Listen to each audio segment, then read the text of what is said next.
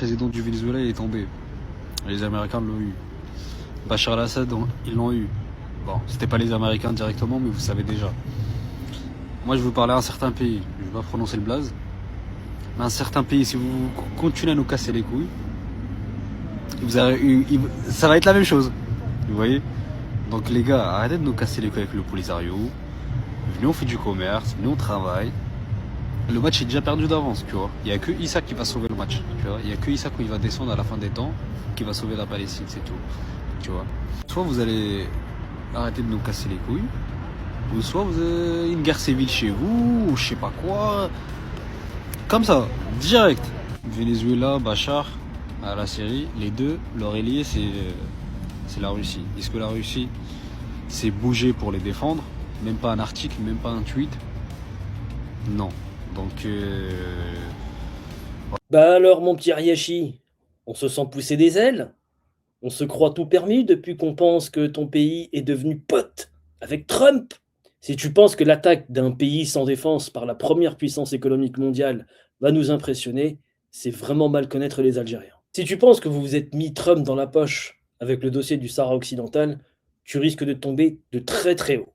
Je ne sais pas ce que tu as fait à ton cerveau, mais l'usage abusif de lunettes 3D Samsung a vraiment dû laisser des séquelles.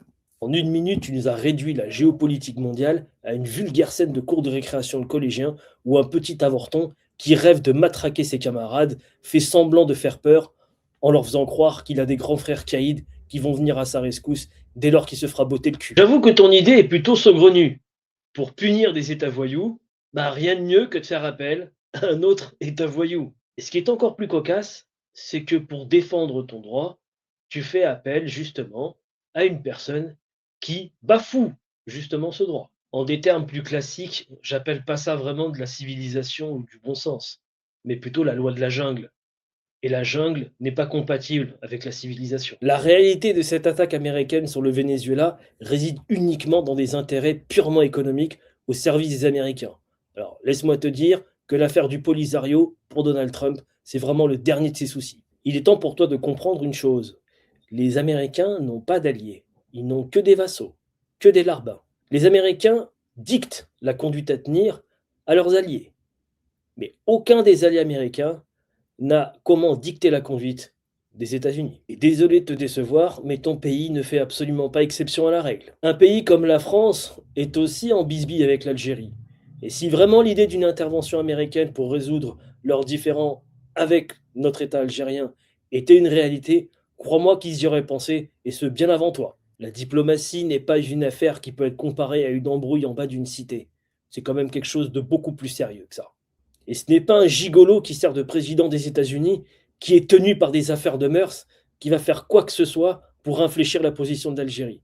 Et comme dirait notre président Abdelmajid Tebboune, notre colonne vertébrale, elle, reste toujours droite. Sache que dans les années 70, la diplomatie algérienne a su tenir les États-Unis en respect.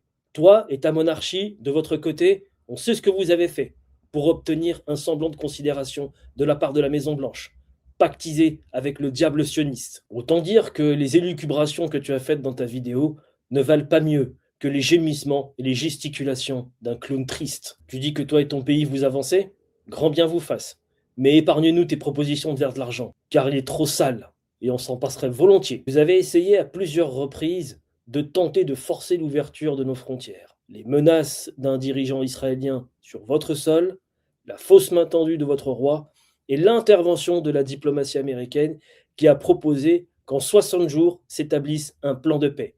Plan de paix qui, je rappelle, est depuis resté lettre morte.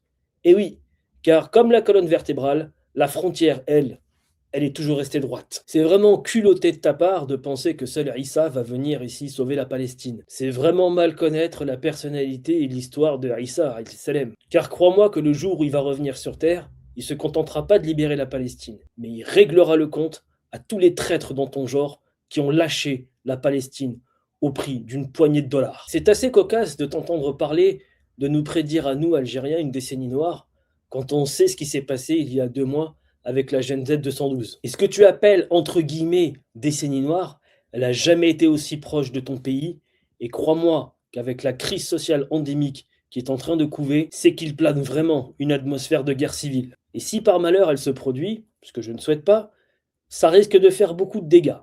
Et vaudrait mieux pour toi qu'elle dure pas 10 ans. Auquel cas, je suis pas sûr qu'il restera grand monde de vivants, tant les affrontements auront été sanglants. Souviens-toi bien d'une chose, un pays qui n'a aucun allié, qui ne compte sur lui-même, ne tombera jamais. Notre histoire, c'est 2000 ans de lutte, d'insoumission et de guerre. Même les plus grandes puissances comme la France ont fini par le reconnaître et en ont fait les frais. Si certains de tes compatriotes, depuis 2 jours, s'amusent à tomber dans une Trump mania en essayant de nous provoquer, toi, tu as eu le mérite de parler à visage découvert. Mais ça ne fait pas pour autant de toi quelqu'un de vertueux. Ta vidéo m'a tout l'air de quelqu'un qui a l'air très complexé quand il parle des Algériens et de l'Algérie en général, et qui a besoin de faire une vidéo pour se libérer de son mal-être. Face aux grands hommes qui ont fait l'histoire d'Algérie, tu resteras toujours un petit nain. Oui, des nains en mal de reconnaissance qui cherchent un semblant de crédibilité dans l'océan de médiocrité dans lequel ils baignent. Pour finir, je te ferai écouter les paroles d'un certain Muammar Kadhafi qui avait mis en garde les pays qui ont accepté la soumission devant les États-Unis. Et comme dirait un vieil adage, ce n'est pas parce que tu manges dans la main du diable que tu ne finiras pas par te brûler l'estomac. معمر قذافي بشهادة عائشة بنته اللي في وقت معين كانت في الواجهة أيضا في ليبيا. خلينا نشوفوا هذه الشهادة. اتجهنا إلى أقصى الجنوب غدامس واختبأنا في مغارة بالصحراء لمدة أسبوع، لكنهم ترصدوا حركاتنا عبر الأقمار الصناعية وتم كشف أمرنا. صلى والدي ركعتين في الخلاء على الرمال ثم نادانا أن نجتمع عنده. سألنا عن اقتراحاتنا للخروج من هذا المأزق. قلنا لوالدي أنه صاحب القرار وأن يختار أين نذهب وسنوافق بلا تردد. تنهد عدة مرات ثم قال: اذهبوا إلى الجزائر، اذهبوا إلى الجزائر. ما رأيت منهم سوءا ل50 عاما. في الجزائر ستعيشون أحرارا. الجزائر لن تسلمكم للناتو، والناتو لن يتجرأ على الدخول إلى الجزائر. أنا متأكد من هذا. قاطعه أخي خميس: يا والدي، أنت تتكلم عنا، وأنت ألن ترافقنا؟ فأجابه: أنا رفيق شيغيفارا، أنا رفيق تيتو، أنا الذي عاصرت كل الأبطال والأحرار والثوار. لا يعقل أن أستسلم